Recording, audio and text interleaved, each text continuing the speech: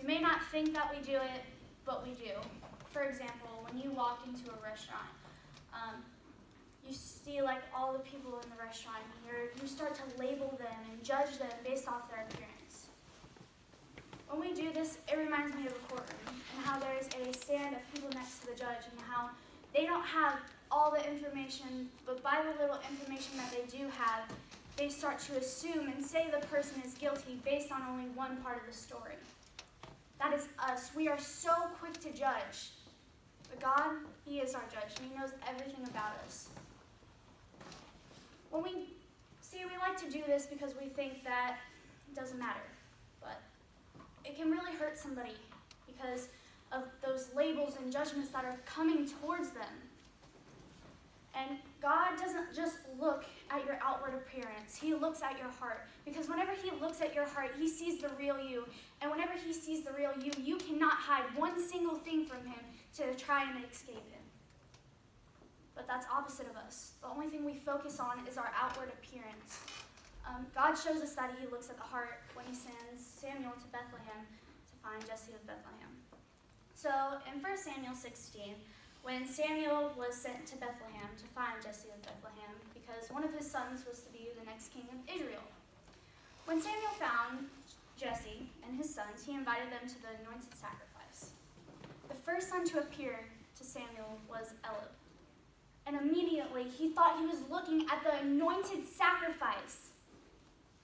But the Lord spoke and said, "Do not consider his appearance or his height, for I have rejected him." The Lord does not look at what the people look at.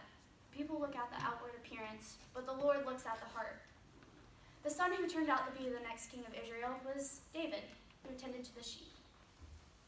See, we like to skim the cover of people's appearance because if we don't like what we see, then here comes the labels, the judgments, and everything, the heavy packaging on us. It's crazy how we can just sit there and judge somebody based off their clothes because they don't resemble what we image.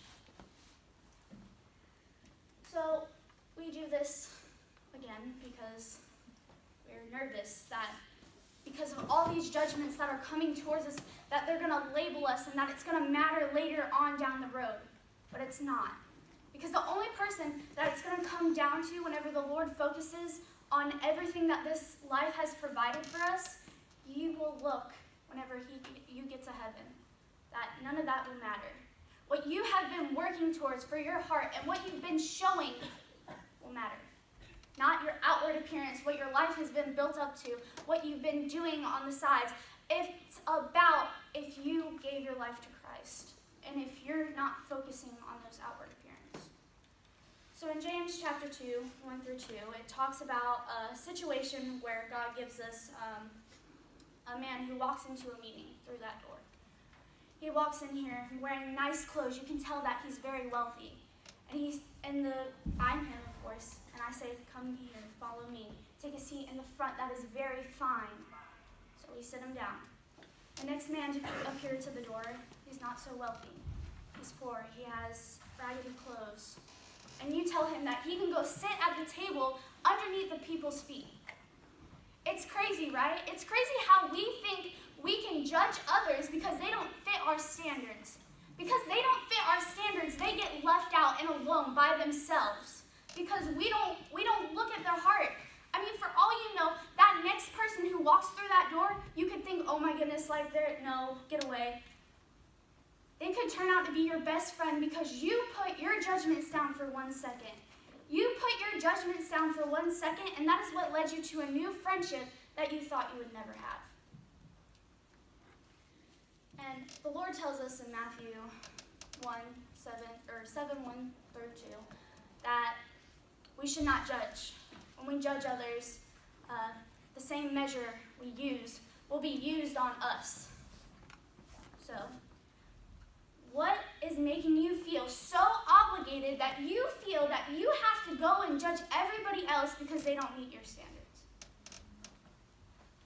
What is making you and pushing you to be so unkind and cruel to a person that you sit there and you judge them because they don't look the way they're supposed to in your eyes?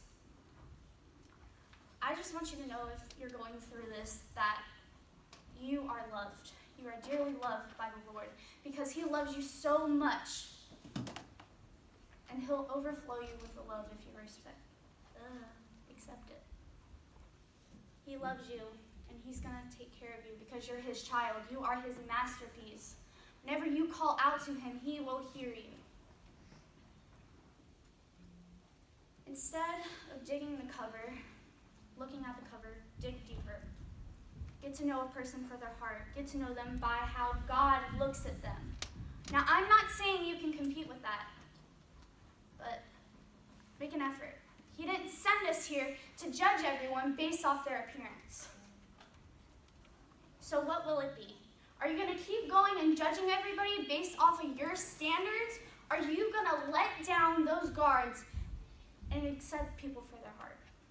The choice is yours.